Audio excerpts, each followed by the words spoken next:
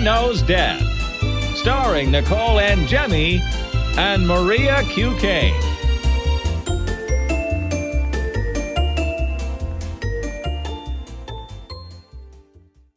Hi, everyone. Welcome to Mother Knows Death. Today, we are joined with our friend Lauren Conlin, host of PopCrime TV and Primetime Crime, to discuss the news stories that we are all dying to talk about. There has been a busy news weekend as far as we're concerned.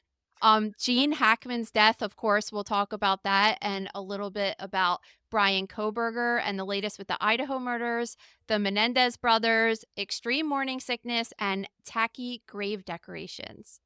Hi, Lauren. Thanks for being here today. Hi, guys. Thanks for having me. I'm so happy to be back. So, thank you again. And you're right. There's so much going on. I don't even know where to begin. And this is our news here. I mean, my parents, they have no clue what's going on in our world of news.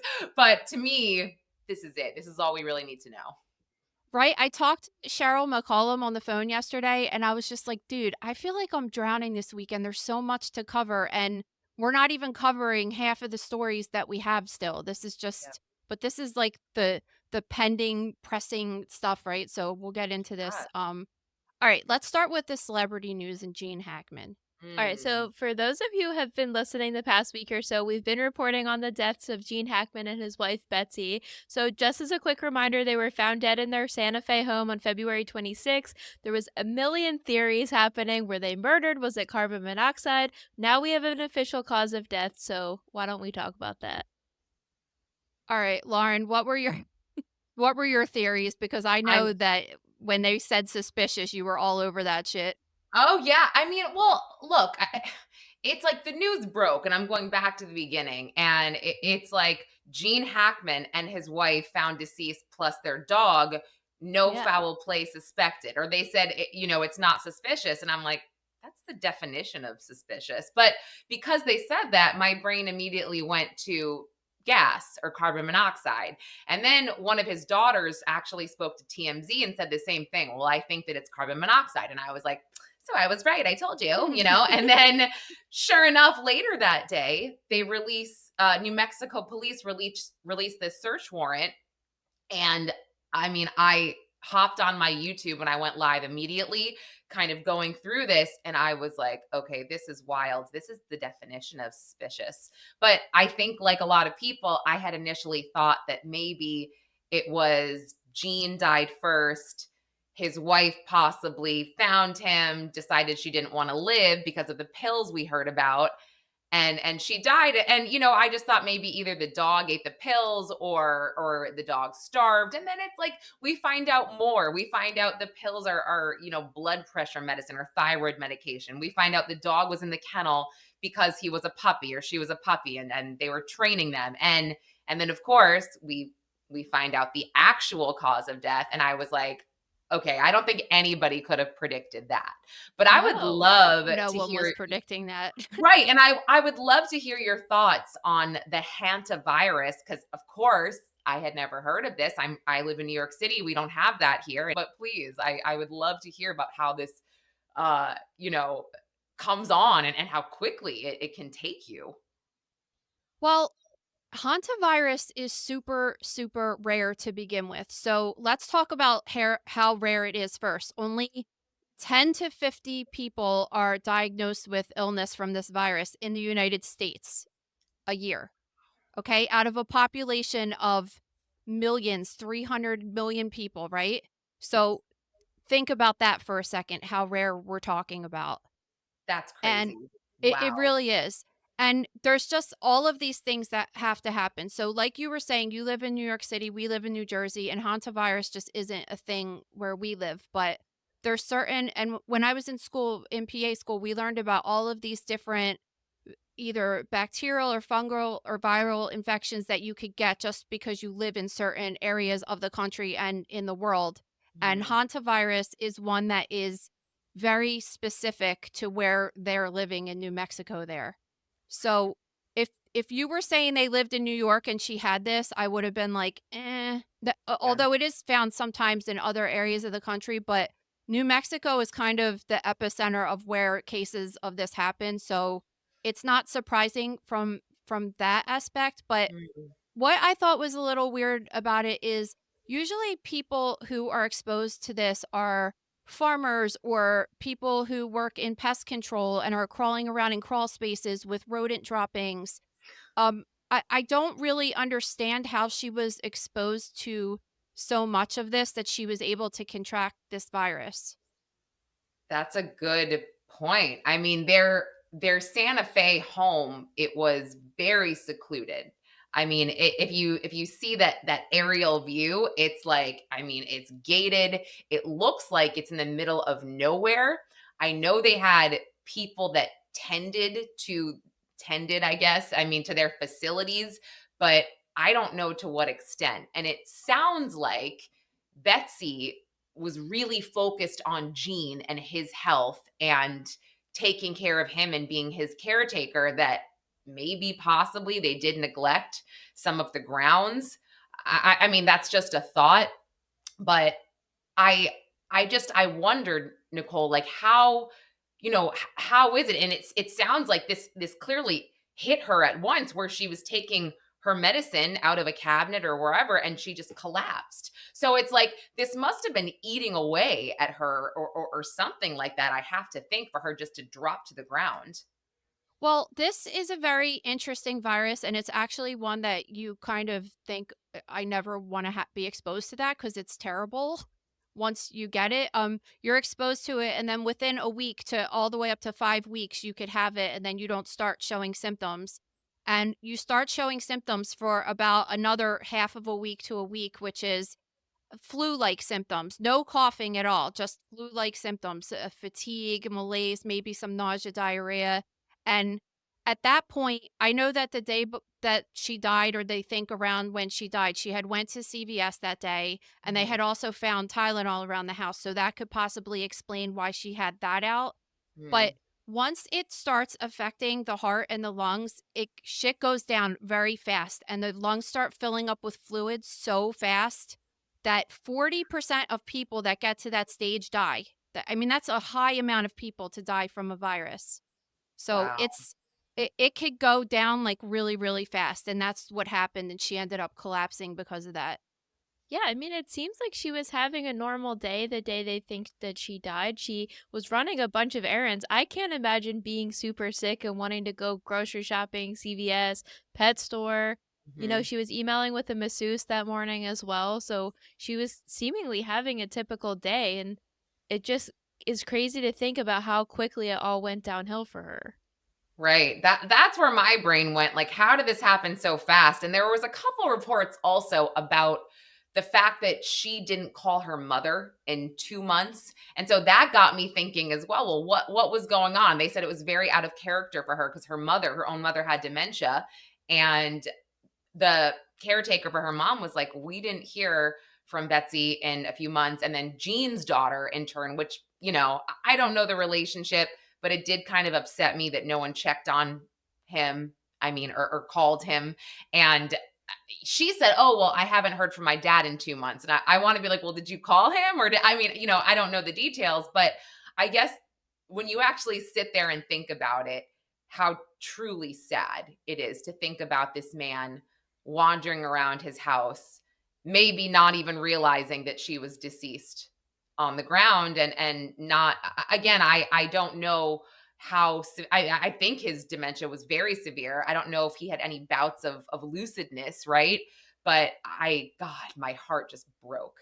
What a horrible disease. So if they're saying that the medical examiner was saying that he had severe advanced dementia, then that means that they not only got that from the medical records, so by calling his doctor and getting that information, but also by what they saw with the brain. So just a lot of shrinking. There's all these different things that you could see in the brain, but the biggest striking feature is that the brain just looks significantly smaller, and the wrinkles or the gyri or the sulci of the brain are very shrunken down, and they just look dried out. And if Mhm. he was at that level, he was at the level where you would think about putting your parent into a facility, or you would have a hospice nurse coming by all day. So she was really his primary caretaker, and I don't imagine that he had much memory left or any kind of cognition that he would be able to take care of himself.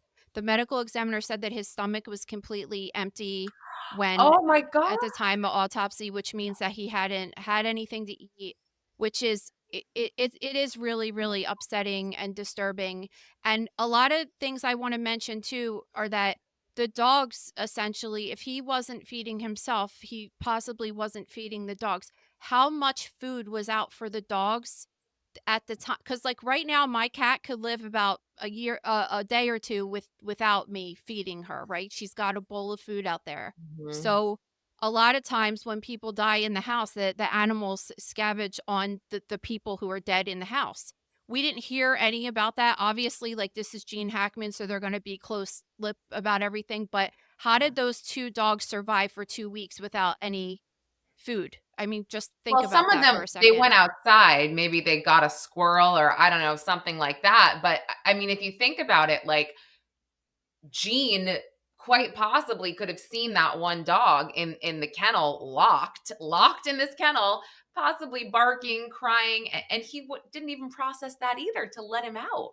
Or which is, and sorry, I don't know the gender of the dog, but it's I'm just thinking about this as we're talking about it. Like he was so not with it that he didn't even let out his dog that was locked in a kennel, starving and crying. So it's awful. I had no idea he had no food in his stomach. So did he die from starvation? No, they said that he died. They said that he didn't have signs of dehydration, so there must have been points that he was at least drinking water or something, but he hadn't eaten some time before he died. But his cause of death was listed as cardiovascular death from atherosclerotic heart disease and from hypertension. So hypertension is high blood pressure. He Okay. had lots of documents of, he had the pacemaker. He had a history of heart surgery, which I would assume is probably coronary artery bypass graft or a stent put in because they said he had coronary artery disease. He had histories of previous heart attacks, so that's something that you could see at the heart at autopsy as well. So he had a reason to die, and then it was attributed to also severe Alzheimer's. Wow. Just him, and that could be part of the not eating, not drinking, and it is really, really sad about the whole thing. And another question that I had about, because we didn't hear too much about the scene, so I wanted to know if the animals were perhaps scavenging on those two, but as well, we didn't hear if it was kind of like a hoarding situation that maybe you Mhm. would expect to see rodents there. Like it's totally possible that she just found, you have dog food in the house, right? In the closet, and you're like cleaning out the droppings, and sweeping it up just creates this aerosol in the air, and she could have breathed it in. It could be something simple like that. Their house seemed to be in like the forest almost. So I mean, Mhm. it wouldn't be unreasonable for mice to get into the house, but no one was expecting this. No one. Literally not one person. Not one person's like, I knew it, hantavirus. Like what? No, not one person. No, and in some capacity, this is going to sound ridiculous to say, but him having such severe Alzheimer's might have been more beneficial because my friend had brought up the point that hopefully he wasn't, coming in and out of consciousness and having to relive her death over and over and over again. So I think that's something that's, it's unfortunate to, you know, say that somebody's advanced Alzheimer's ends up being better for them, but in a situation of trauma like this, I think it could have ended up being. I It's understand exactly what you mean. And I agree. The whole thing, it's just awful. I had been thinking about that, like him just wandering around his house. And if I'm upset about this and he's Gene Hackman to me, the actor, I can't imagine his family thinking about that. The poor guy. Like I I would think that they would have immense regret and immense, just these feelings of guilt for not checking on him. You know what I mean? Like I just know I don't know how I'd be able to sleep as a family member after that. I do remember saying when he first died, because that was in, I had a lot of theories, like you said. The Mhm. first it was carbon monoxide, and then it was a suicide situation. And then also you're thinking if it was a natural death, I said, this is why people should fear their older parents not living close by and just not having someone, even if you're not there, having someone that could go check in on them, because she's 65 years old. Like, she's a senior citizen in herself, even though she was healthy, taking Yeah. care of a person like that. There should have been a nurse or something coming in every day or so just to check in on things and make sure both of Yeah. them were doing okay. So, Yeah. I did have one other question too. Remember that we were waiting on toxicology and they were telling us it could take several weeks for it to come back, and so they sent the test out and the virus culture was positive, but they didn't say anything else about the toxicology. So are we still waiting for those results? I think we're still waiting. I mean, I was also a little confused that this came back so quickly, the cause of death, because I thought we'd be waiting for a while. But yeah, I think that in a few weeks we'll probably know anything she ingested or anything like that. But yeah, and just going back to her being so healthy and but still, a senior citizen, I think perhaps if I was going to offer the family a little bit of grace and not checking on them, there was a lot of reports that Betsy still did yoga. She cooked and made sure he had fish and she took really good care of him. So I feel like maybe the family kind of was feeling comfort in that, and that's why they didn't check on him so often. Sorry, I know I'm obsessed with it. I have to stop. I guess I just really can't get over it. He had a bunch of kids, a bunch of daughters, and it drives me crazy. Oh, and the last thing I want to say about this was, of all outlets, Newsmax did a great segment on the whole thing, and they had the dog's veterinarian, and this veterinarian wanted to make it known that Gene and Betsy were very good pet owners and they would never do anything to harm their dogs, because really she was so upset about the dog being locked in the kennel, and she was like, I just want to say that they were training this puppy, they did nothing to harm this dog and they would never do anything. And she was very distraught, and just kind of said, they were great people and I want everyone to remember them as such, not as these people that lock their dog up in a kennel. Yeah, I think in the gross room too, when we wrote this up yesterday, we had kind of criticized in our discussion point the family members not checking in with them, but some of our members had alluded to the fact that maybe they had a weird, estranged relationship with the kids. I mean, he had 3 kids, he had 1 granddaughter, so I do think it's interesting that nobody checked in on him, but again, I guess you don't know the family dynamic that was going on. Exactly. So I'm trying not. I'm trying not to be judgmental. It's just like you said. I cannot get it out of my head. It's like, you got a 95-year-old father. Come on. What, you think he's gonna live forever at this point? No, you got to check in weekly. I mean, if not daily, I think daily could be unreasonable, but weekly, that's possible. No, I mean, we're huge family-oriented people, so we totally understand that point. Yes, I'm like, what? But I don't want to get the heat from people to be like, well, everyone's family is different. No, I get that. I'm bothered. Sorry. No, you have every right to be bothered. It's also interesting too when I've been seeing one of the daughters was out in public for the first time yesterday, and it's like his daughters are the age of his wife. They're in their or his children. I don't know if he has a son or not, but the daughter that they showed on the news they're in their 60s. So I know, it's wild. So it's like they're kind of older people too with their lives and stuff. But I mean, we're gonna be old together, so I know we always tell closer in age. We always tell the kids that they're gonna have to take care of both of us, I guess. That's so funny. one other thing that I wanted to note though was so when they first did the preliminary autopsy, which is the one that they released within 24 hours, they had said that there was no signs of trauma on either of them, and that their carbon monoxide levels, there was no carbon monoxide exposure. So one thing is, and because I want to bring this up because you said I don't know how they came out with it so fast. It is possible that the medical examiner saw in her autopsy, in Betsy's autopsy, that she was suspicious for some kind of lung infection or process that caused her lungs to look diseased. Now, she was dead for 2 weeks, and they said that she had mummification on her hands as well as she was bloated, which means that she was partially decomposed. And sometimes the tissue looks so bad that the doctor might have looked at it and said like, something's up here, but I can't really tell what. And normally you would take a piece and look under the microscope and look at it. But when a person's decomposed, the tissue in the body starts self-digesting itself and it looks like mush too under the microscope. So they might have had an inkling that something was up, but they couldn't really say for sure just because of the decomposition. So when the virology test came back and was positive for hantavirus, it's kind of like you wouldn't just like stumble across that. You know what I mean?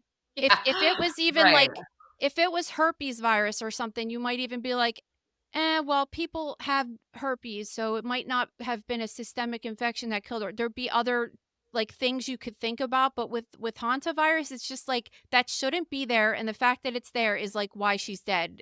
It doesn't even matter if she has cocaine in her whatever. Like it doesn't matter. Right. Like she's dead because of the hantavirus. Yeah. Yeah. All right.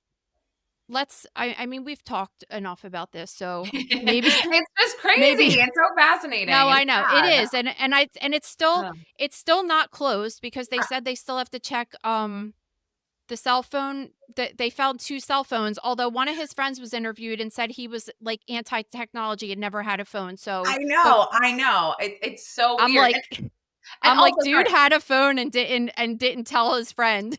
well, no, and last thing, and this could be nothing, but the part about his sunglasses next to him, it's like, so was he going in and out of the house? How far was he getting exactly? And like I said, it was secluded, but clearly the doors had to open for the dogs as well. And yeah, it's just something I think about, especially if these maintenance men were coming and going at certain points. Like, why did nobody see him? If he did go outside, I mean, whatever. I'll stop. I could speculate forever, but You know what's interesting? My friend Laura's her mom has dementia, and she sent me this video on Instagram yesterday. I could share it with you, and it shows kind of what the viewpoint is of a person that's going through dementia, and it kind of helps clear up because you and I and Maria were all thinking like healthy brain, semi-healthy brained individuals and how we would react, but they're just completely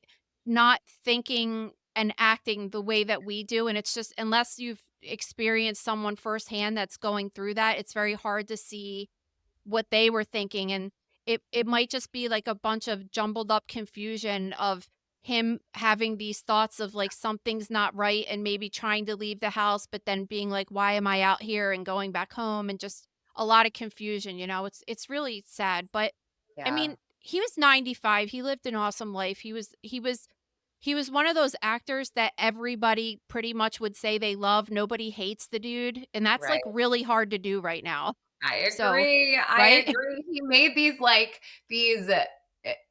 I guess evil characters. He always played the what's the word I'm looking for? Brain fart. Not the Like the aggre- villain, like a villain Well, kind of, yeah, but kind of. like Yeah, like, charming villain. yes, he had this way that he didn't make you necessarily hate him in these characters. That's all. And he's amazing. I mean, I think of him the way he was and the way he looked maybe in his 60s, right? It's weird for me to see him in his 90s and he looks so different. It's kind of like Clint Eastwood. I just picture him in his 60s forever. That's how I want to picture him. Now he's just, he's gotten older, he's very frail, and I love Clint Eastwood, and I will be devastated for the time when he passes, which I don't want to put that out there or anything, but he's also in his 90s, and he wrote this beautiful tribute to Gene. He really was like just so close with him, and oh, it's so sad. We're losing the great ones. Yeah. Don't worry. She already put it out there that Dolly Parton's going to die because her husband just died. Stop it! No, Dolly will live I'm- forever. Exactly. I'm not don't. saying that to be mean. I love Dolly and stuff. I'm just saying that if Yeah. oftentimes when a husband and wife have a very strong, loving relationship and they've been together forever, they die within 3 months of one another. It's just like there's Yeah. lots of documented cases of it. So I'm not saying it to wish harm on her. I'm just saying it because statistically that's possible. I totally all. understand, and I've heard that before as well. I've heard that. Okay. Let's get into true crime. All All right. So Early last year, we reported on these really unusual deaths of these 3 Kansas City Chiefs fans that were found frozen in their friend's backyard. Remember the time we were reporting that? So nobody hears from them for 2 days. They go to their friend's house to watch this football game. Nobody hears from them for 2 days. All their family members are contacting the guy that lives at this house. He's not answering the phone. So finally, one of the men's fiancés goes to the house and finds them in the backyard. So this guy that lives at the house is just in there. He says he was sleeping for 2 days on the couch. Yeah, I cannot listen. I can't fully make sense of that. I have kind of been looking into this, and look, when you get to a certain age and you go on a bender, I know that you can be laid up for a day. I mean, 2 days, that's intense. I think that's a kind of rare, but I'm not super shocked. If I mean, I don't know about you guys, but like I believe that. I actually believe that he could have been laid up for 2 days. I believe that he could have done it. I can't believe that somebody, I guess, he ended up going to rehab eventually. So I Yeah. guess I couldn't believe that somebody would have a problem that bad that they'd be just out of commission like that for 2 days. That's where I have a hard time with it. I can believe it. I can. I'm going to throw it out there because also I think that part of it is, you wake up the next day, and it's going to make me sound like I do this or something because I'm so understanding. But no, but like he probably woke up the next day. He probably got drunk again to make the pain. What do you call it? The hair of the dog, make the pain go away or whatever the hell he was doing, smoking some weed, probably passed out for what? A good 8 hours, let's say. Then he probably will. I mean, you know what I mean? Like it's possible to stay in your house for 2 days after this bender if you're kind of nursing your hangover with drugs. And then finally, when you come out of it, it's 48 hours later and you're like, holy crap. So I do kind of believe that, especially if he went to rehab. Yeah, so at the time we were reporting this last year, it was kind of unusual, but they said, like in Gene Hackman's case, they weren't investigating it as a homicide. But now it was kind of surprised that the friend and this drug dealer that they just randomly found in the investigation have been arrested in connection to their deaths. I don't really think it's weird either, to be honest with you. Like this week, my daughter had a medical treatment on Friday and like she wasn't feeling well. So we just kind of stayed in the house all weekend. Like I didn't leave my house for 2 days. Like I just was in my house doing some projects, cleaning up. But you didn't look at your phone for 48 hours. No, my phone, whatever. But like, if there were 3 people dead in my backyard, I wouldn't have known it. You know what I mean? And that's what I mean. Believable. Yeah, I would exactly. You wouldn't. And I wasn't high or drunk or anything. I was just like I stay in my little world sometimes and don't. So, listen, people. That guy probably was sitting on his couch, playing video games, watching TV, smoking weed, and just like. Not looking at the phone for 2 days is totally unbelievable to me for a 39-year-old man. Okay, well, maybe he looked at his phone, but he just wanted to ignore. I've done that where I'm like, I can't take my text messages today. I will check other stuff. I'll check Twitter, but I don't feel like checking my texts. I wouldn't say for 2 days have I ever done anything like that, but I would give myself a good 8 to 10 hours, and I'm like, no text messages. So if you're out of your mind, but look, I personally, I don't know if I believe that drug dealers should be arrested per se and I don't want this to come off as insensitive. I don't think these guys, they obviously didn't plan on smoking weed that was laced with anything. And I don't know, or maybe they did. I don't know. And I don't know if these guys actually knew what their weed was laced with. But I think that if you are an adult, you are a consenting adult, and you are buying weed off the street from whoever, you have to know in the back of your mind, something could happen. And that's a choice. I agree with that's a choice. I mean, listen, are drugs illegal? Yes. Is weed legal in a lot of states now? Yes. So I'm kind of just it wasn't even weed though. It was they willingly took cocaine. That was fine. Okay. Fine. And my opinion, I'm like, if you're taking cocaine, you're already because you could die from cocaine too. Of course. They did smoke weed. They did smoke weed and they did buy this weed as well. And it was laced. Yeah. So this is the thing. Like, I understand what you're saying, and my first thought when I heard this too was it's like the government deems this drug's not safe, this drug's safe, and then if somebody sells somebody something with fentanyl in it and they get hurt or die, then that person gets charged. But like what happens about all the people in the country that are hurt by prescription medications? That the companies aren't liable for that ever, right? Ever. I They mean, never get in trouble. And that's Please, a we loaded could do. conversation. well, I but can have an seriously, entire because somebody show deems devoted to something's that. bad or not, it's just like they set examples out of these people, but then people that are kind of doing the same thing on a different level are like never held accountable. So that's one thing, but I agree. Like this is the problem is I guess you would say they walked into it thinking that they were doing because it happened with Prince, for example. He Yeah. thought he was taking a prescription pill of a Percocet and it was one that was fake that was laced with fentanyl, right? He thought Mm, he was taking a drug that he knows doesn't hurt him or didn't make him die, right? yeah. And then you take it and you could kind of think of it because you think about like kids because our kids will be teenagers soon, right? And they're going to a Mhm, party and they want to try coke with their friends or you could tell your kids as much as you want, but they're going to do what they're going to do. And mhm. then they think they're smoking weed or they think they're doing a line of coke and then all of a sudden they're dead because some asshole cut it with fentanyl. Well, the rules in this country are is that like we should try to if we set examples of these people, maybe it'll stop happening, although that's Okay, not well, Well, happening. yeah. you I feel with minors it's different. I don't know if you feel the same way. I feel like you should be charged. If you give drugs to a minor, you sell drugs to a minor, regardless of with what it's cut with, you should definitely be charged. I'm just saying as a consenting adult, you should know the risks associated with doing cocaine, buying cocaine from whoever. And by the way, these guys weren't like avid drug users and I'm not, I guess what I'm trying to say is like they were dabbling. They were just, middle-aged men wanting to dabble a little bit, have a good time. They had jobs, they had, families and lives and so it is truly tragic and sad. I'm just not sure charging people in this instance would help anything. But sorry, Maria, I feel like I oh cut you no. off. No, you're totally good. I agree with you. Like when children are involved, 100% people should be held responsible. I even understand why the drug dealer was arrested in this case. I kind of don't understand why the friend was arrested. Was it Right. because he connected them to each other? Because at There's that text case, you could messages just talking argue. about, I guess the friend was the one that got the drugs for the night.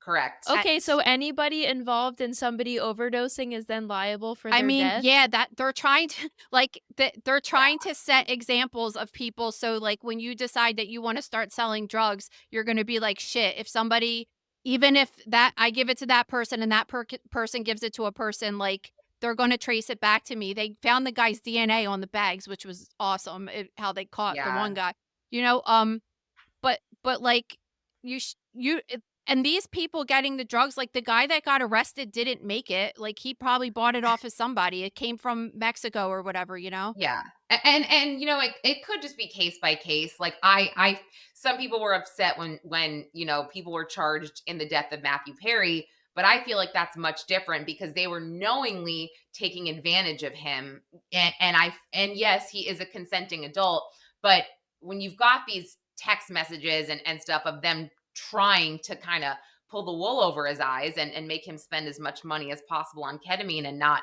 you know, acting as a doctor and not administering this as you should, I think yes, in that case somebody should be charged. Well, Maybe in there were that too case, many charges there, but yeah. but in that case too, you have medical professionals involved, and that could be a harm to society. So that's like that's a greater problem. Right, 100%. I just mean like when people were mad, they're like, oh, he's an Yeah, adult, he should have known, and I'm like, these are doctors. Yeah, like yeah, these people are exactly. like, but no, the assistant, I kind of felt, oh, I'm not, whatever, I don't want to go down that rabbit hole, but like the assistant could spend a hefty chunk of time in jail for administering that lethal dose, but this guy was kind of just doing what he was told. And sure, you always have a choice in life, right? Like he could have gotten fired if he didn't, whatever. But it's like to put that guy in jail when he really was kind of just, following orders. It's tough, but yeah, it's a tough call overall. Did they ever say why? Because I think that it's very unusual that 3 of them were outside. Like, why were they outside? Were they smoking? I think they were just hanging out, Or were and most they were leaving? Because I mean, it was freezing outside, so I don't it's not like they were sitting around the picnic bench, like, Yeah, they drinking but were in beers. those they There was, like, chairs. snow and They were shit. Yeah, remember they were in like the lawn chairs or whatever. I think it was like they were sitting for I don't remember. I mean, yeah, I thought they were just having beers because, like, and again, I'm not a football fan, but I know just from my husband that they don't care how cold it is. I don't know if you've Yeah. experienced that. Like, they don't actually care. They're still partying. They're still hanging out. They're going to sit around in some chairs for a while, drink some beers, and God knows what. But Like, my husband thinks 40 degrees is a summer day. So, yeah, like, I understand that they might have, done the drugs, been outside hanging out. And then I do think it's odd. I totally understand the possibility of it, but I do think it's odd they all OD'd at the same exact time. But then again, they're all taking the Well, same dose. if you They're have all together. a high enough dose of that, that's going to kill any single person that takes it. It is interesting though. So sometimes if you do cocaine, it could raise your body temperature, which would make you hot. So that would make sense there that they would just go outside, I guess. But yeah. so the guy that lived at the house though didn't take it, which is interesting. No, and as we discuss this, there's a lot of weird stuff. You're right. He didn't take it at the exact same time. They all seem to OD. It's strange, but I'm beginning to realize that in general things are strange. I mean, like, again, Gene Hackman, like, who would have thought this stuff is possible? So it's like, I guess, as interesting as it is to think of these weird theories and things that could have happened and whatever, like, I think that, yeah, at this point it's kind of like, it's weird, it is what it is, but I think everything is as it seems, or as it Yeah. seems now, right? Yeah, I don't think anything's like truly nefarious with this. I think we could look at it, it's same with Gene Hackman, and be like, okay, when you add all the facts up together, they seem really odd. And Mhm. with other cases, we know that things, when they seem amiss, they typically are. But I think in these cases, it is straightforward. I'm thinking, Yeah. if I'm the worst example of this because I'm like a grandma, but if I had a friend come over to my house and they were like, "Where can I get drugs?" and then I was just like, "Oh, I know a guy that sells them," and then I make the connection, so I'm liable too, even if I don't do them. It's just crazy. That's a great point. I don't know. I mean, I think like the lesson here is just like don't do that shit, and this won't ever be a problem for It's you. just it's not It's possible. just People are still gonna do no, it. it's possible. True. Like that, I tell the kids that all the time when like if they talk about prison and stuff. I'm just like, you could just like not get arrested. Like if you just do what you're supposed to do, like it won't happen, right? Like this will never. I know that this will never happen to me because I'm never going to be like, hey, I'll call somebody to get you drugs over here. Like Right, right. So, like, just don't do that. Do less of that, and you'll be good. You won't have to worry you know about what it. else is you know what else I think is weird about these stories, like eh, that and like I try to put myself in these situations, but if my husband was I knew he was at a football party and I didn't hear from him. Let's not say husband, because let's say I was dating and we didn't live together at the time, and I didn't hear from him for a few hours of normal time, I would have Mhm. been starting to look for him. Like, what's up with all these people? You could say it with like Casey Anthony's mom too, calling 30 whole days after the 30 kids miss. days that Like, what's don't. up with these huge time lapses when people are like, "Hey, something might be right. Let me go wrong. Let me go check on this." It's just like very Well, bizarre to me. I'm gonna say, just in defense of the one fiance that ended up discovering them, maybe they weren't living together, and maybe he didn't say where he was going. Maybe like, I don't know. I'm thinking about, A few days is a long time, though, for a no, fiance. I feel like. 2 days is a long time, but if you know my husband's texting history, for example, like Mhm. he is 100 years old with it. When we were dating, he was like, I will be there, I will date you, I love you, but I'm bad at communication, and I'm just putting that on the table now. But I still heard Mhm. from him once a day, but there would be days where we'd wake up and he'd go out with his friends and I wouldn't know where they were all day, and then he would tell me about his day at the end of the day. You Yeah, know what I but mean? that's one day. Yeah, I That's know, not but I I'm would saying say, maybe like, she couldn't get a hold of him and 2 she didn't days know of the no other friends, and yeah. communication.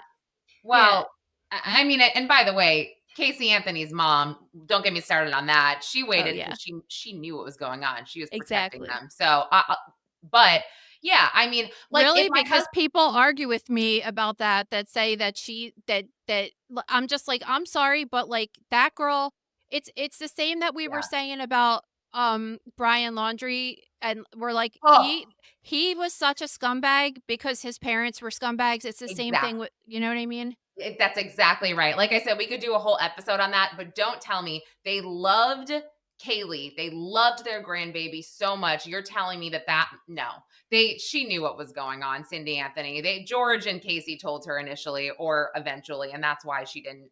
I mean, I've said this, like I can't say exactly what Cindy Anthony's role in it was, but 100% she knew what happened and she was protecting them. So anyway, but like if my husband goes away for work, we won't talk for 2 days. He might check in about the kids, maybe, but I wouldn't be Yeah. alarmed if I didn't hear from him for maybe a day. Then maybe by the next day, by 6 o'clock, it might be like, yo, when are you coming home again? Like it might be like that. But Yeah. again, we've been married for 14 years. So if it's a fiance, actually, yeah, I might be like, yo, who you banging? You know, Yeah, like exactly. I'd be like, what's up? But like, Yeah, I guess what I'm getting at is like, I don't find it necessarily acceptable, but I can see how it could get there because yeah, you know he's going to a party and you don't want to be that naggy girlfriend, and then the next day goes on and you're just like, okay, I'm starting to get pissed, and then maybe she didn't know his friends and couldn't figure out where he was, and then by the time yeah. she did, it was the time she found him.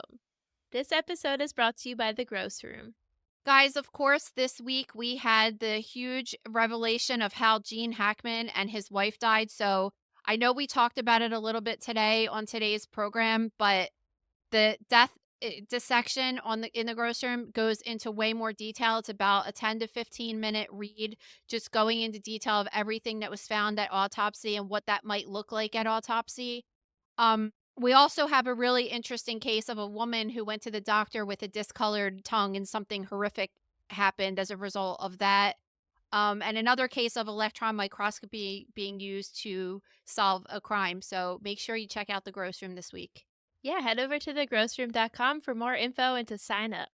With Casey Anthony, though, we lived in a very similar situation. You had me young, we lived with your parents. There's no way in which they would have gone that long without seeing me. I'm sorry. Nope. Especially like Today, I'm if 30 they years say old. My that she grandma was calls this me every like other day. I know. I'm like, especially if she was like this conniving person that like was a chronic liar. Of course, like if you, because they're saying that about her, right? That she's just like this lying, but whatever. Like then you would have even called sooner because you would have been like, she's not telling the truth on day one. Like, come on. I just look at those pictures of her partying while I'm just like, girl, bye. Just go. Just leave. Crawl back in your hole. I mean, Well, I heard that she got she got bullied off, right? Like is she's not No, I she's told not? you yesterday. I looked. I It's thought still very that much up and running. oh, that No. was just like a false yep. interesting. And she has like followers. I'm like, are you guys?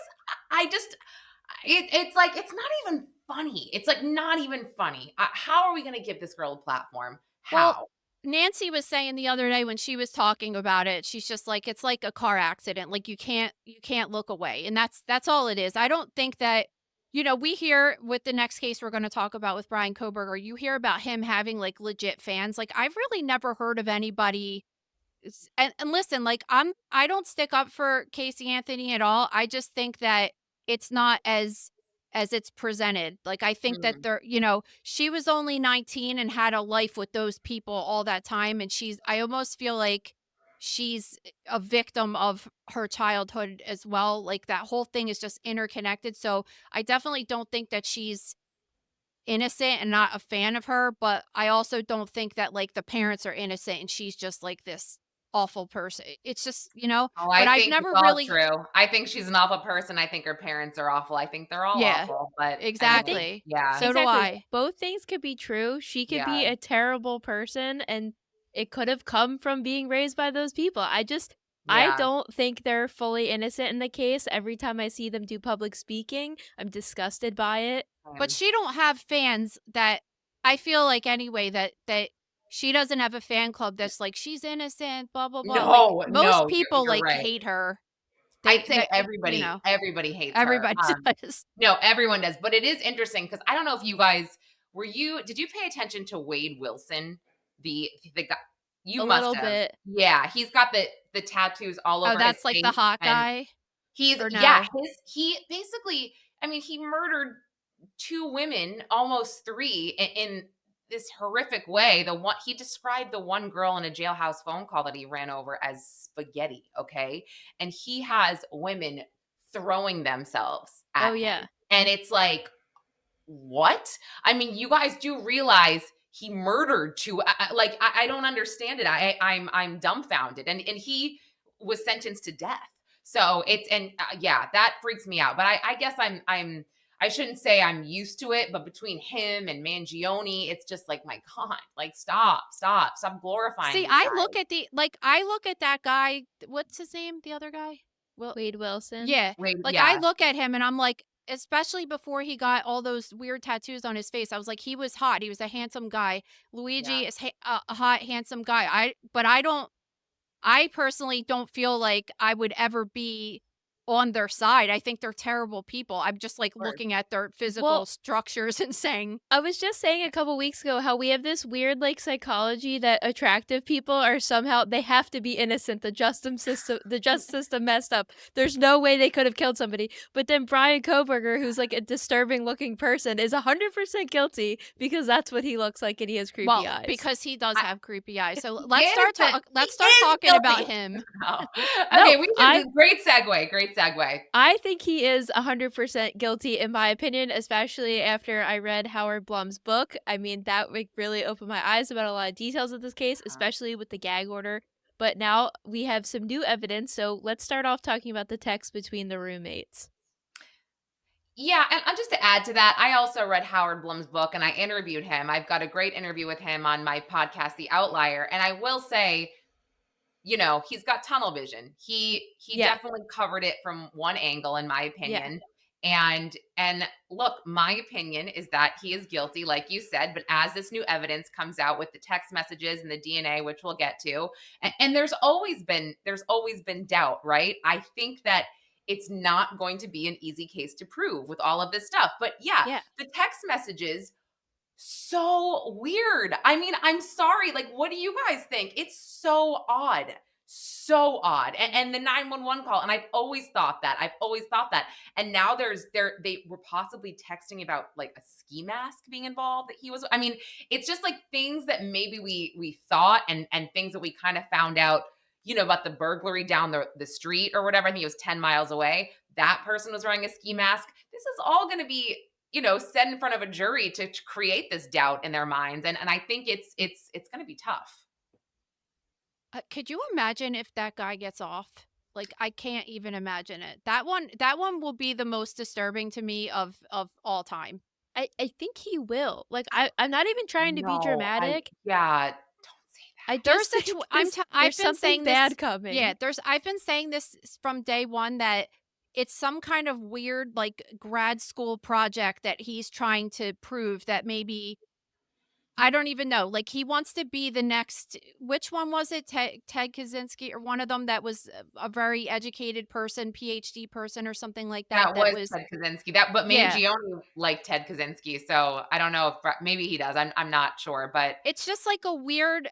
I feel like he's trying to make the ultimate PhD dissertation on some kind of crime, and I just do. I think that it's that twisted. There's something to it. There's something very unusual about it, and the fact that he's on this level, he's just trying to like he's helping his defense lawyer, which is very unusual in any case for a person to really know it from that perspective, to be able to throw out evidence and this and that. And I think that he's using this to his advantage for whatever his PhD program is, which I'm assuming he got kicked out of, but people will want to listen to him and read his book if he eventually has one. So I just think that there's more to it. The text messages to me, Like, this is like trying to read my children's text messages. I'm like, what the fuck are you even saying right now? The way that they talk is so difficult for Do me you to need me even Okay. to read. decipher no, it as I a get that. millennial? Like, I'm really confused, RN, right now. Yeah. And so just let's talk about those text messages. I mean, I get it. You've been drinking, you're lazy, maybe you're scared, but if you're really confused and you think someone's in the house and your other roommates aren't answering, I mean, I don't know. Do you hide in your bed or do you run to that? It's really bizarre to me. And again, there's all these possibilities and you could lay out every single situation as we've done on this episode, right? With like, well, this could happen. Well, I believe this, I believe that. And it's just funny that, not funny, but it's weird that we seem to keep coming back to that, right? Well, what would you do in this situation? Well, I don't know if I would do that. I don't know. One It thing I've been saying for years is there should be a text message 911 system Yeah, somehow. you're Because right. if you ever think about that, being in your house alone and thinking that someone's in your house, the last thing that you want to do is make a phone call and have to talk to somebody because it makes so much noise. Where it's Yeah. just easier if you could send a text. I mean, that could go terribly wrong too. But if you could send a text to your local 911 and say, like, I'm in trouble, this is my address, because you could quietly do that. Yeah. And that Right. could just be, I mean, you could probably interview lots of victims in situations like this that said they were scared to call because they didn't want to make any noise or something, you know? Um, Agreed. I agree. I don't know what I would do, but I think that whatever they did, it just if you add on top of it that they were piss ass drunk, it's like they might, Yeah. you know, you might be like, is this really fucking happening right? Like, is this what I'm seeing? Like, not even believing your own brain right there, you know? Yeah. Yeah, I think it's a lot of that. They're young, they're naive, they were in an area that was considered generally safe. I think in some of these cases, your mind just seriously can't go there, that something really wrong is happening. It's the middle of the night. Like you're saying, they don't know if he's still in the house necessarily, so they might be scared. I don't know. My brain always, can I tell you guys that my brain always goes there? And like, I'll be laying in bed, I'll have taken like a sleeping pill, okay? And I'll hear some shit in my house. And I have like I have literally, I have a weapon like in this drawer. I mean, I have a lot of weapons, but I have this like lead. My husband was sleeping. I have this like lead pipe. It's like I got it on Amazon, but it's actually amazing. It's very heavy. I hear something and I'm like, look, I'm tired. I really don't want to get up right now, but I hear some shit. I've got kids. So I get my lead pipe and I go out looking and it's one of my kids sleepwalking. But like that feeling is like, I don't want to get up. I don't want to do this. But of course, and maybe that's just my twisted brain. Of course, I go to something being wrong in the house, and of course I go into this mode where I want to protect my household. But Yeah. yeah, I can't help it. I'm not gonna hide in my room, but that's just me. But I also want to talk about, I know you guys do too, but the DNA under, I think it was it Madison Mogen's fingernails, or was it? Yeah. Yeah. So the three different types of DNA, we don't know whose it was, but we also don't know that it doesn't belong to Bryan Kohberger. So what is a jury going to think of that? So I think that they're trying to throw that evidence away. And the reason that I think that is because at this time they compared it to Brian's and they can't see if it's his. They're not ruling it in or out. They just Yeah. don't know.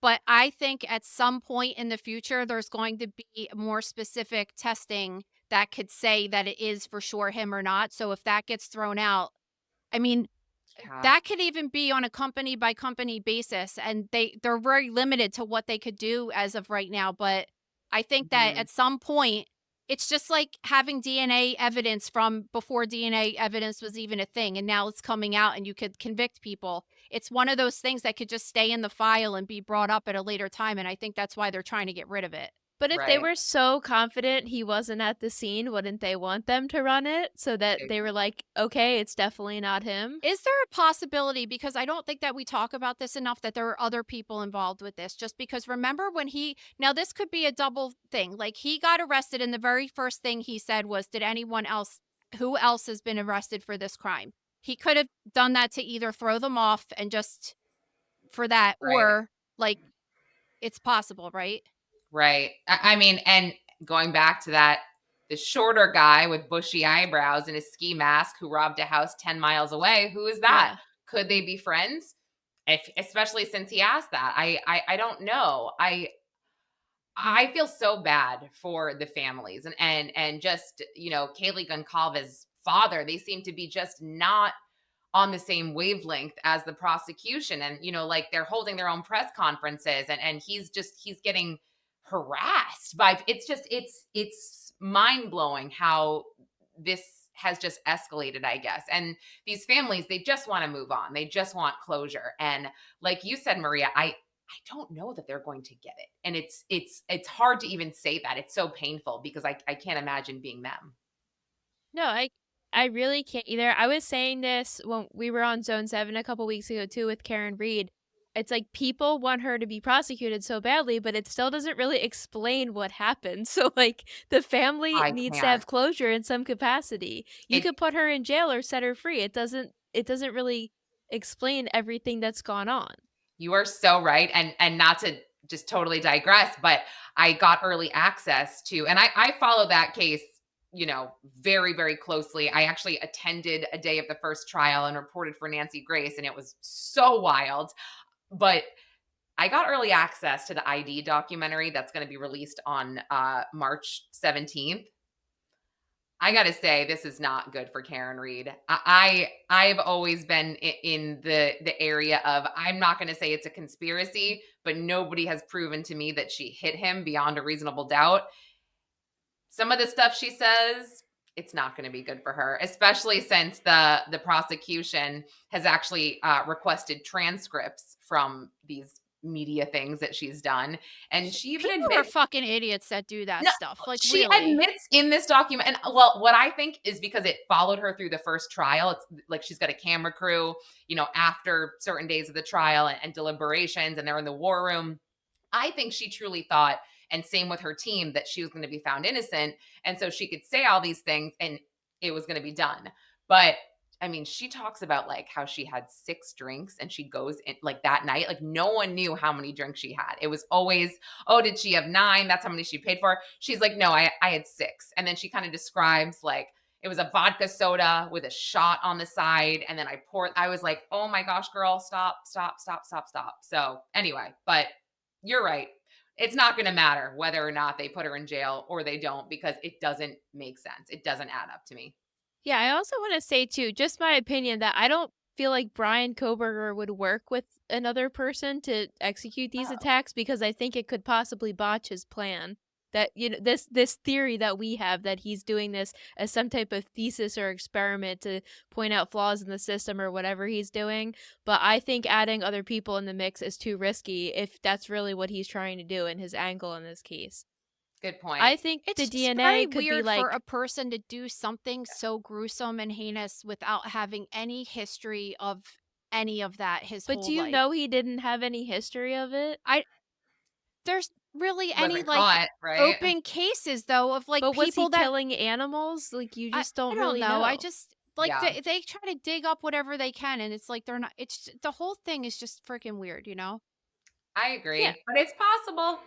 I like him for this. He is the guy. I'm sorry to say, like I don't know how else to say it. He did it. He did it, in my opinion. His But eyes alone convict him. yes, I will eat my words. I am so fine to say when I'm wrong, and I'm also fine Yeah. to change my mind once I'm watching a trial. I mean, I'm like, I don't care. I don't have skin in the game. I think he's guilty. I said I like him for it. And if someone's going to prove to me that he didn't do it, I'll be like, okay, cool. Find the guy that did. But Exactly. yeah. So It's this will get hard- us into our next story too, is that he is eligible for firing squad as execution if he gets the death penalty, and we've actually just had a case of it. So Wow. Yeah, this guy in South Carolina, convicted double murder. He was just executed by firing squad. It's the first time South Carolina's used it in, I believe, 15 years. Yeah. So They That- had him on a chair. Did you see this? Blindfolded with a big X on him, basically. And they had 3 volunteers. I mean, not volunteers. They were obviously correctional officers and they worked at the prison. But 3 volunteers to shoot him, right here. And if that's not the most terrifying thing you've ever heard, I don't know what is. I mean, I get it. It's I guess it's more humane than lethal injection. I've heard horrible things about this, but just thinking about this guy getting blindfolded in a chair with like an X marks the spot is wild.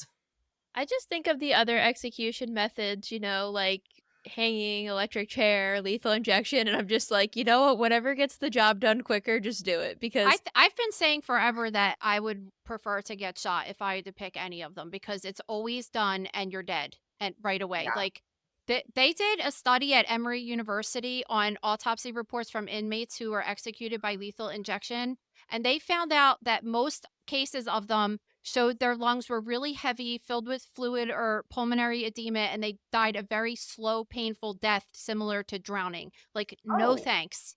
No thanks. Ah, And it always yeah. doesn't work 100% of the time. Like, it's just it seems easier. It's the same thing when people say that they would, if they had to choose a method of suicide, they would OD on drugs, and it's like, no, you wouldn't. That would be Yeah. absolutely terrible. If you really want to do something, just get it done easily with a gun. That's like, Yeah. I think that, I mean, the whole thing sounds terrifying, and now these volunteers have killed a person. Now, in my That too. opinion, which is crazy, right? But like, in my opinion, there's certain people that I would just have, especially like people that hurt children or something. If you said to me like, "Will you shoot this person?" I'd be like, "Absolutely," and I feel nothing about it. Like, that's You say that, but I feel like taking a life would really, you would, even if I they don't were the know. most horrible. Okay, let me take it I back. don't have feelings like that. If I'm they sorry. did it to one of your family members, or God forbid, your child, yes, I think I would agree with that, and I would be like, okay, I'm fine. But if I don't know. I mean, it's tough to put myself in that situation, but I just think, I watched this documentary. It was about the death penalty in Texas, and it was a correctional officer who worked on death row, and finally he had to give it up. He was always for the death penalty, but he just saw so much trauma, and he dealt with so much, and he also saw, and this is, it's interesting, but he just saw how some, not all, of these people would commit these heinous murders in their teens, be sentenced to death, and then they would change a lot, and they would actually do more good in prison with the other inmates than they would being dead. He basically said it was Carla Faye Tucker, this born again Christian. She was convicted of this horrible double murder with these ice picks and her boyfriend, and they were trying to get her clemency, and George Bush was like, nope.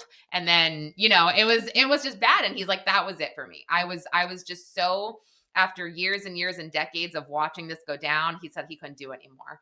So I thought that was really interesting to look at it from that perspective. But I'm all about the death penalty. I'm not mad.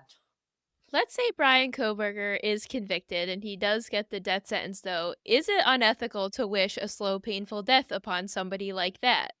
Like, why should they get a quick, easy out when they've taken the lives of 4 innocent people and were strategically planning it out? And it wasn't fast, those deaths of those 4 beautiful college students. Those were not No, and quick they deaths. Yeah, suffered. they suffered. So no, I think that we can have our opinions, but I don't think it'll matter. I think No. that, he's got the right to die quickly and painlessly, I guess. But you're right. I would not be mad if it It's was a slow and weird painful. thing. I did like a whole external exam on Mother Knows Death podcast with Matt Mangino. You know him? Yeah, He's he's on. a lawyer. Yeah, he's like, he wrote a book about executions and stuff, so he's kind of an expert with Yeah. executions, and it is interesting to hear because he's kind of not into it, and he has reasoning that you could maybe see, like, just how people like interviewing family members afterwards, and just like they're not really any more satisfied that the person's dead. Like, it doesn't do as much for you Interesting. as you would think it would. Yeah, Certain that's things really like that. interesting. Yeah, so Right? I go back and forth with it, because when he was saying certain things to me, I'm kind of like, okay, I could see your point there. And like you were saying, like, sometimes they could rehabilitate themselves, and then other times you're like, that person shouldn't even be on the planet. But I don't know that the family really feels any differently if they're. I think it's more important in certain cases where you're talking about like Manson murders and stuff where people are getting released from prison, that's what would scare the shit out of me, is that there was ever a possibility of them getting out. Exactly. Did, Agreed. did you see what his last meal was? It seemed pretty delicious. What was it? KFC. Yeah, it was I mean, fried KFC chicken, is green pretty beans, good. mashed potatoes, biscuits, cheesecake, sweet tea. I always think of this now because there was a guy on TikTok that was making famous prisoners' last meals and then ranking them. Wait, oh my gosh. Wait, that's so funny. Well, wait, this is so random, but one of my husbands and our really good friends, he actually works at Rikers. And there was this article in the Post the other day. One of the very liberal Upper West Side councilwomen was like, we need to get farm to table meals for these prisoners. And like, I'm just like Oh, at God. Rikers Island. And I'm like, shut the fuck up, whatever. And so they have this menu that was listed in the Post. And my husband's like, man, this food actually looks good. It's like jerk tilapia and stuff. And I'm like, dude, shut up. Like, kind of like a dig at my cooking. So we text my friend and we're like, is the is this food that good? And my friend actually said, dude, as a CO, he's like, the baked chicken at Rikers slaps. I was like, wait, I'm sorry. What is happening right now? He's like, no, we all line up for the baked chicken. I was like, this Oh is my God. weird. Like, what is going on? Yeah. So apparently Rikers baked chicken, it's really good. But anyway, Oh my God. yeah. All right, let's talk about the Menendez brothers. Well, this, I was going to say the killing, speaking of, doing something when you're a teen, this 15-year-old boy killed his mother claiming that he watched the Menendez Brothers documentary on Netflix and that's what influenced him to do it. My ass, shut up, don't blame them. Really. Yeah. And then he did the whole Carly Gregg thing where he took a picture of his deceased mother and sent it to his friends on Snapchat. Carly Gregg, the teen who killed her mother last year, maybe 2 years ago, I can't remember, did the same thing, texted her friends and said, hey, do you want to see this? I mean, it's so disturbing. It's so Yeah. disturbing. Like, ugh. In that Netflix documentary, this is what I'm curious about. Did they talk about the possibility of them getting out because of all of the stuff surrounding I can't remember exactly what they did talk about. Was the habeas, the writ that was brought forth and filed in 2023 by their attorneys with new evidence, kind of hinting that they should get out. But I mean, it didn't really say that they had a good chance of getting out. And now I don't think they have a good chance of getting out at all because of Nathan Hochman, the new DA. It's troubling to me. I am one of those people that feel like they committed a savage crime, a heinous murders, and but it was the why. And I don't know. I've seen they're going to end up serving, let's say, 37 years, 36 years. I think that they'd be okay if they were released. And I've gone through this in depth as to why, with their trial not being fair, the second one, evidence not being permitted, and just all of this stuff, and their record in prison now, and how they've done more in prison than some people have done out of prison. And like I said, it's not for a 5-minute segment, but I do think that they were assaulted. They were brutally assaulted by both of their parents for a long time. So, yeah, I think it maybe should have been second-degree murder. I think it's really interesting because I feel like everybody in our world of like true crime reporting thinks that they should 100% get out. And exactly what you just said, it was in no doubt a really horrific crime. But again, you have to think of the abuse they encountered when they were little. But I thought it was interesting because Matt Murphy did an interview a couple months ago with Heather McDonald where he said he did not want them to get out of jail, Yeah. and he was a former DA. So Mhm. I think it's interesting this new guy is pushing so hard against them. Wasn't their resentencing hearing supposed to be in a couple of weeks, and now he wants to get rid of Yeah. it? Yes. And the thing is, it's like, I think he already had said, per the 2023 habeas filing, he said, no, you're not getting a new trial. That's fine. I don't think anybody wanted a new trial. I think at that No. point, his lawyers, Garagos, was just throwing anything against the wall to see what would stick. So I wasn't super shocked at that. What I was more shocked at is that he didn't think that the evidence that they put forth between this letter from their deceased cousin, or Eric wrote this letter to his cousin saying how bad the abuse was, and he was 18 years old. It was a few months before the murders. That, coupled with Roy Rossello from Menudo saying, oh yeah, Jose Menendez assaulted me in the Menendez house. This is corroborating evidence. The boys were always assaulted in the house. This was This was a place where Jose Menendez felt the most comfortable. It all makes sense. So I think the fact that the DA just was like, nope, that's not good enough. I was like, oh my gosh, well, that to me, that really demonstrates a why this possibly it is not murder one, even though I do agree it was planned. You know what I mean? Which I don't know. It's tough. I just think it I was I more could murder see too. why, because Yeah. I could understand Matt Murphy's point, because you don't want to set a precedent that, like, if even if you were abused as a child and stuff, because it's kind of like Gypsy Rose, right? Like, if you're not directly killing someone in self-defense, but it's more for like a revenge or thing, like, Yeah. once that's precedent set, then like that kid that just killed his mom, I'm sure he had a reason to do it. Like, any kid that's killing their parent probably like had a fucked up childhood, right? You could probably put two and two together, and they might be killing their Well, parent not all the because they time, because feel you like have they to got add in abused. like mental issues. Yeah, because Yeah, You Carly have of, to add in Gregg of didn't mental have course. issues too. But a lot of times, like a 15-year-old, like that stuff can start popping its head at that time. But like schizophrenia and stuff is usually older, like in their 20s, 20s to 30s, not so young. Not that it yeah. can't happen that young, but you just have to, like, if you went on every single case, you could look back even at that Nicholas Cruz kid that killed all those kids in Parkland, Florida.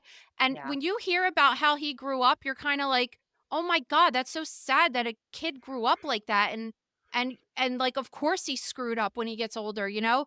But if you did that with every person, then no one would ever be like Oh in no, I agree trouble. with you, and it's case by case. But like with his story, Nicholas Cruz, it's kind of like, I don't care. These people didn't do anything to you. Yes, you're messed up.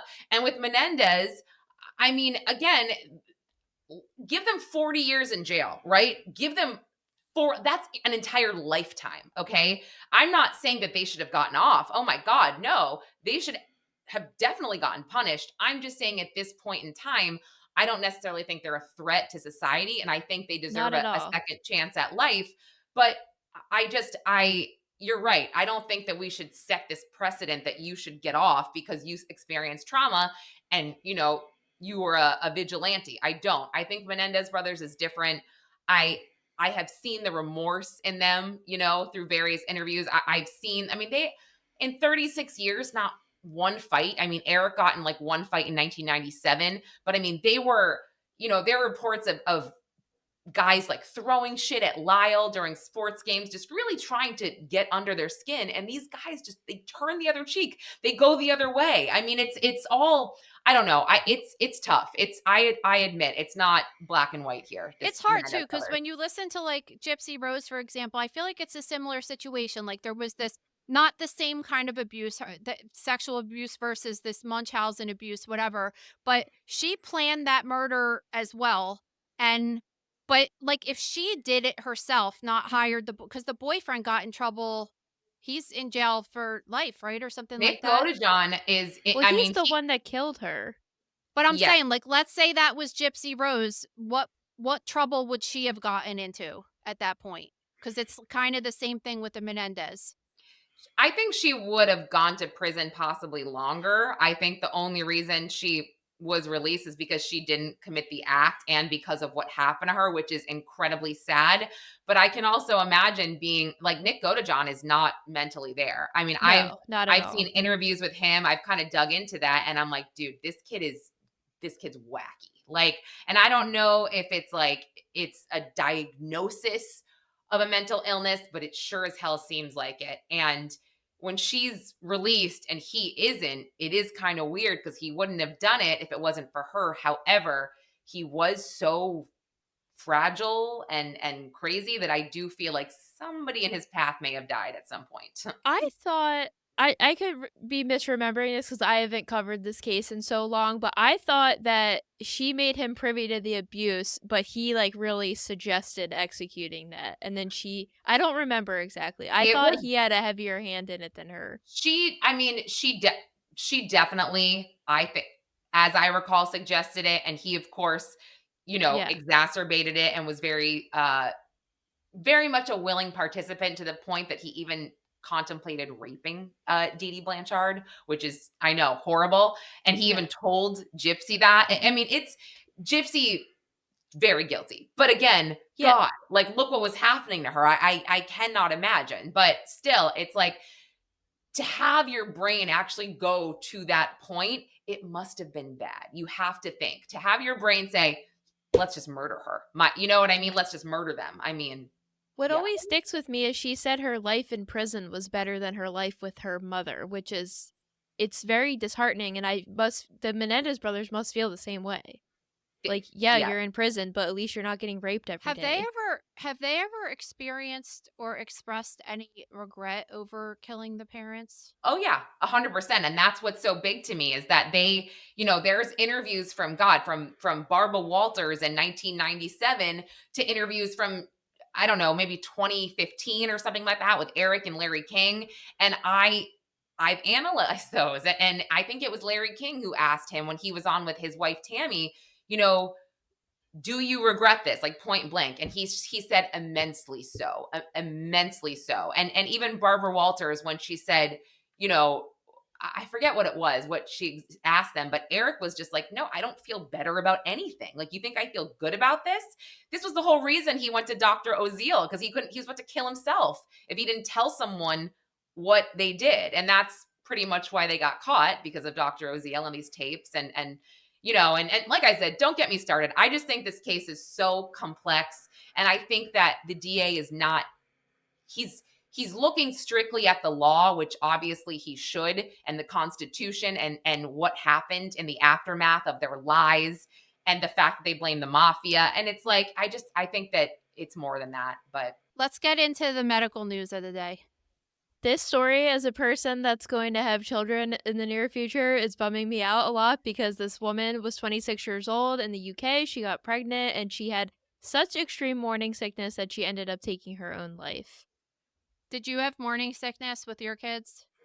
No, I was very blessed. I didn't have any type of sickness. And so I don't know what that really feels like. Did you?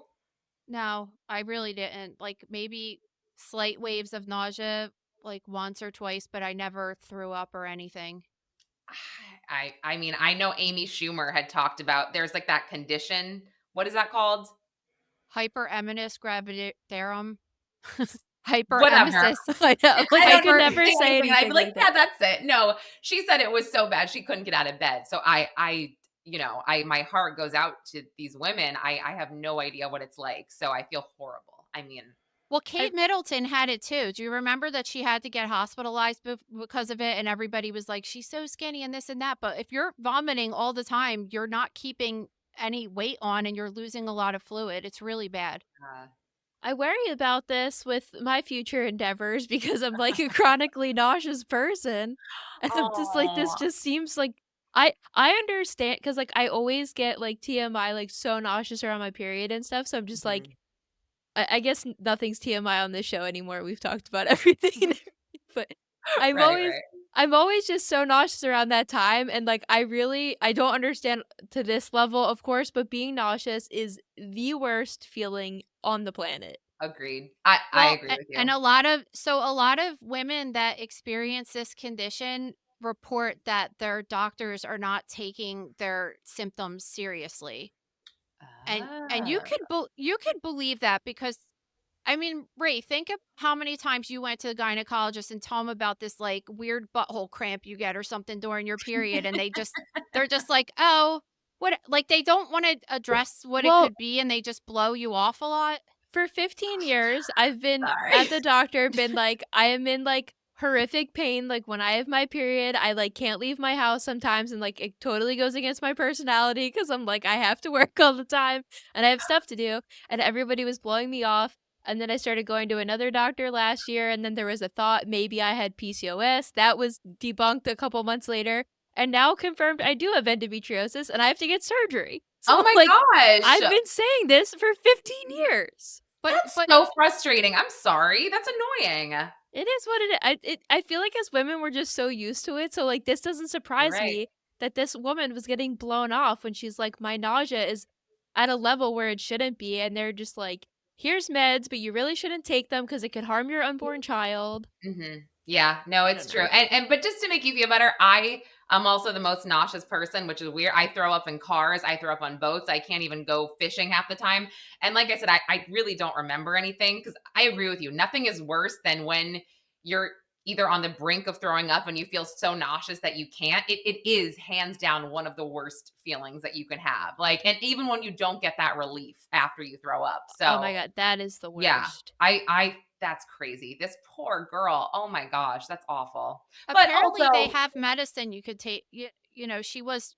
I mean, the thing's worded weird because it said she was prescribed medication, and then someone told her that it would be harmful. But I'm like, well, who gave it to you, and then who told you not to take it because it would be harmful? I'm not sure. but you also have to think like if she went as far as to take her own life, there might have been some underlying issues there. I mean, Yeah, of you Yeah, know what I course. that's mean? Like it can't be just because of her. Like, did she leave a note that said like I don't know. Like I didn't see anything that said she left a note that said, I am so nauseous that I the am thing. The thing is, though, is that if you really have this condition throughout your pregnancy, you're in and out of hospitalization, and you're chronically dehydrated and stuff, that could cause a lot of different changes in your brain as well. oh Just from being in a state of like that all the time. So it could be a direct effect of just being chronic dehydration, or yeah. I mean, it just a lot of things like there's this condition that I was diagnosed with a couple summers ago called polymorphic light eruption. And what happens is when I'm exposed to UV light, it's usually like the first time I'm out in the sun, like in May or something, I get this crazy allergic reaction in my skin, and it causes this itching all over my body that doesn't go away for like a month. It's terrible. And but that's all it does. It's just involves the skin. But there's all these like links of depression associated with this condition, because imagine your skin itching for that many days in a row and not being able to take any medication to make it go away. It's just like, even though it's not directly related to any kind of brain pathology per se, it causes you to have depression and anxiety because of the condition. So it could be something as simple as just like feeling like you feel so sick and you just can't believe that there's nothing that anybody could do to help you, you know? Yeah. That's a good point. Oh my gosh. Sounds awful. Gosh, Do you guys. do you guys know about this medication that's called thalidomide? No. It was back in the 1950s and 60s that they used to give Oh. women for nausea during pregnancy. Wait, it made the babies have tiny limbs, right? Yeah, yes. Yes. Yes. So it's like, I understand being pregnant and being scared to death because they tell you that something's safe and then all of a sudden it isn't. And during this case, I mean, I know that this was a long time ago now, but there were 10 to 20,000 babies that were affected.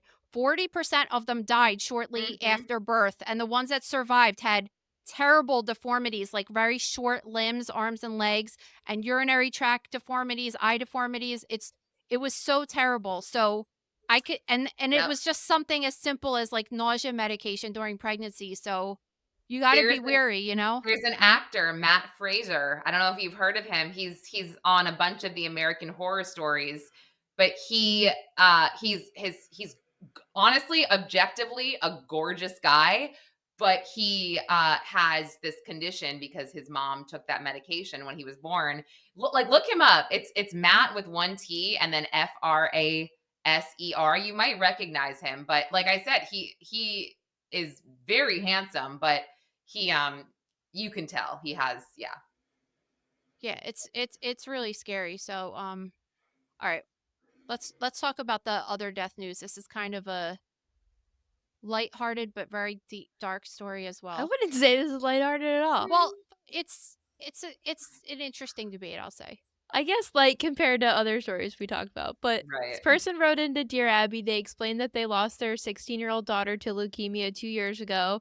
And when they normally visit her grave, they will put nice seasonal or holiday decorations. Other loved ones will come by with fresh flowers or nice little trinkets. But somebody in their family is going and putting really tacky decorations and one that left a stain on the gravestone. So I guess they're writing in for advice on like, should you make a rule that's like you can only do certain decorations or you have to stop coming to visit my deceased daughter? So what do you guys think about this?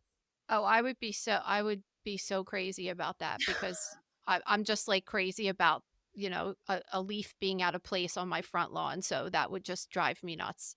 I will listen. When you lose a child, I feel like F everybody else and everything Mhm. else in the world. You could just Yeah. feel free to let all of your thoughts out. And if it's bothering you, uh, tell them. And who Yeah. cares who it is? I'm actually in agreement with you. I mean, it doesn't matter. It's her kid. She can say what she wants. It's her, you know what I mean? Like it's up to her. Like clearly. If I did that, I would feel horrible. I'd be like, "I'm so sorry." I would just, completely back down even if I kind of, didn't mean to, or that wasn't my intention to obviously upset her. I just would not even say a word. I would just say I'm sorry, and I would never do anything like that again. Yeah, because I Period. think it's not even necessarily the appearance of the decorations. It's the fact that they're cheap and leaving stains and like deteriorating and Yeah. leaving a mess. And I think people need to be more considerate about things like that. Yeah. It's Agreed. interesting because I don't, people probably don't even think about that stuff. They like go to the dollar store and get these silk flowers or whatever, but then the dye, like I understand the dyes would like run off and everything, and you don't think about getting like high quality items for something that's going to be outside like that all the Right. time. It's Good just something point. that they didn't think about, you know? Yeah. All right, Lauren. So tell us about, you have this special. I saw you on TV the other day for an advertisement for one of our exciting stories that we like to talk about on here from time to time. So why don't you let us know about that? Yes, you can stream It Doesn't End With Us on Fox Nation now. And it's actually it's only 30 minutes. It'll take you through the inception of the legal drama between Blake Lively and Justin Baldoni. It'll explain it through myself and a couple of lawyers and somebody who works in PR crisis management, which, it's really helpful to hear it from all different types of perspectives. So I actually thought I knew the case really well, and I learned a lot from the doc. So Like, Fox Nation, tell us yeah. some of what you learned, because we're always into the Blake Lively juicy Well, gossip. when I say what I've learned, I guess I mean like certain protocols in the legal system, and just certain things like, the fact that she had to file this complaint first with the California Civil Rights Department before she could take this public as this big giant defamation sexual harassment lawsuit. Like there's things that she had to go through, and also the way that I mean, you just have to watch it. Like there's so many little things that I just did not pick up on at the beginning that I was like, oh yeah, okay, got it. But just watch it, please. I beg of you, 30 minutes. It'll be great. You'll really enjoy yourself. It's escapism at its finest. And I mean, I don't know. It's kind of like just straight privilege. Like these people have so much time to do something like this. And I guess if you think that Blake Lively is actually a victim, which unfortunately from an objective standpoint as to what I've seen so far, I do not. So I actually think that she's, it's kind of a slap in the face to real survivors. And in my opinion, again, if this actually goes to trial and I see all of this evidence, I will eat my words and I will say, Blake Lively, I am so sorry. But again, what I've seen, I don't see a woman that has been, sexually harassed and a guy that is just a total creep doing this to her. I don't see it. I saw a hostile takeover I for think a film. they really like ruined their case with the whole Saturday Night Live thing, and people bringing up like if your wife was really a victim of sexual harassment, you would never make a joke up about that. Like it just is No. so weird. They're Yeah, so out of touch. and would you go I mean, she's at South by Southwest Film Festival this past weekend, and she still seems really inauthentic, just not genuine. She's up there talking about how I didn't even want to film A Simple Favor in Italy, but then like they serve ice cream and lemons, and like you're just like, listen to Ugh. yourself. And Anna Kendrick, I'm not a body language expert, but her body language, she was just like, yeah. And then Oh, I don't know. I was wondering that. I don't know who that chick is, but I was like, she's grossed out right now by like because I sit there and look at my phone with the volume off all the time, Yep. right? And I'm Yep. sitting there and I'm just watching this girl in the background, and I'm like, oh, she's like not happy about what she's saying right now. And then I listen to it afterwards. It's interesting to watch her body language. Well, I Exactly. found it funny she was getting criticized for going to the premiere of her movie, which obviously she's just going to work. But I agree with you in the sense of you can just show up, do a carpet, and not necessarily talk to anybody. It's what I've been saying about Alec Baldwin too. Just disappear for a little bit. It's okay. Well, Like, I have other thoughts on that, but however, Blake Lively, she did not do the carpet. She specifically avoided the carpet, and I know exactly why, because hello, Access Hollywood, whoever, Us Yeah. Weekly, they'd be on the carpet asking her about the lawsuit. But what she didn't have Yeah. to do, as you said, is get up there and just act like so privileged, like just so, but I Yeah. agree, she had to promote her movie, fine. It was strange. She just didn't seem like what she alleges in the lawsuit, that her family is going through this emotional trauma and this emotional damage. However, you can say from the other perspective, she has to go through all of this. But with Alec Baldwin, I think at this point, he is going to go bankrupt. I mean, Rust, how much money did he lose on that? He's got to give it all to Helena Hutchins' family. And that's why I think he did this show that he's doing. And that's also why he's got to sue New Mexico, and he's got to sue the prosecutors who literally, I mean, did some shady shit. I will say, not the biggest Alec Baldwin fan, but he's I think there's reasons that he's doing this right now. No, absolutely. Yeah. Where can What else are everybody follow you? Yeah, what are you working on? Anything Yes. else that you want to talk about, or just let everybody know I'll where they can stop follow talking. you? I'll stop talking. Just follow me. YouTube at PopCrime TV. You can go to my website, popcrime.tv, Instagram at Lauren Emily Conlin, TikTok, Lauren Conlin 4. I feel like I'm just, what am I not working on right now? Probably too much stuff, which is why I give everything 60%. So Thank you. Thanks so much for being here. It was awesome. thanks, guys. Thank you for listening to Mother Knows Death. As a reminder, my training is as a pathologist assistant. I have a master's level education and specialize in anatomy and pathology education. I am not a doctor, and I have not diagnosed or treated anyone, dead or alive, without the assistance of a licensed medical doctor. This show, my website, and social media accounts are designed to educate and inform people based on my experience working in pathology, so they can make healthier decisions regarding their life and well-being. Always remember that science is changing every day, and the opinions expressed in this episode are based on my knowledge of those subjects at the time of publication. If you are having a medical problem, have a medical question, or are having a medical emergency, please contact your physician or visit an urgent care center, emergency room, or hospital. Please rate, review, and subscribe to Mother Knows Death on Apple, Spotify, YouTube, or anywhere you get podcasts. Thanks.